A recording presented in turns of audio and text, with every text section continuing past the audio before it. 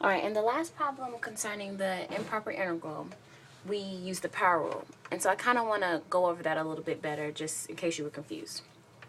So this is the power rule, and basically this applies for this case except for when n is equal to -1. And that's a special case, and I'm sure you guys have gone over that probably in Calc 1. But so basically we're going to start from knowing this.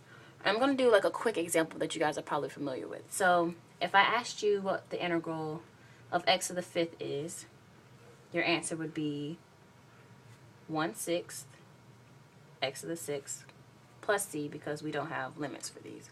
But in the problem that we're about to do, we're going to have limits, so you don't have to worry about the plus c. But everyone can agree on this, I'm sure.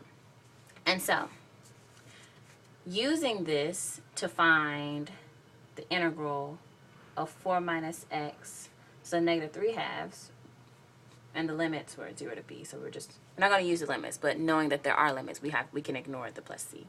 So what we're going to do is we're going to do the same thing we did in this case. And for this one, it's so easy that you don't have to think about these steps, but when you get down here, you're going to want to think about the steps. So what you're going to do is basically, in this case, your x is equal to 4 minus x, and your n is equal to -3/2. That's a 2. And so you're just going to do the power rule. So you're going to do x, which is 4 minus x. We're doing this right here.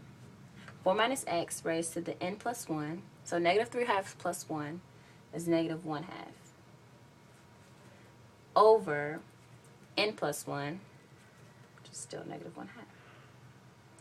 But you also have to realize when you have something like this, you have a negative sign in here. So you have to make sure you incorporate the negative in here.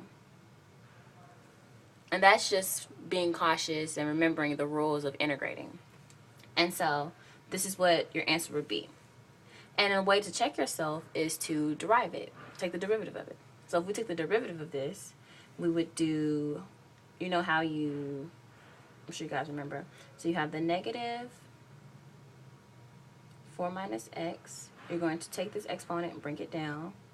So we're going to have a -1/2. We're going to subtract 1 from this. So -1/2 minus 1 is -3/2. Still over that coefficient. So you're basically going to have cancellation. You're going to have 1/2 over 1/2. Those cancel out. And so you're left with 4 minus x, -3/2. Oh, and don't forget the extra negative here. From there, it cancels out. So you're going to be left with what you had to begin with. And that's how you can check and make sure that it comes out. That's the power rule.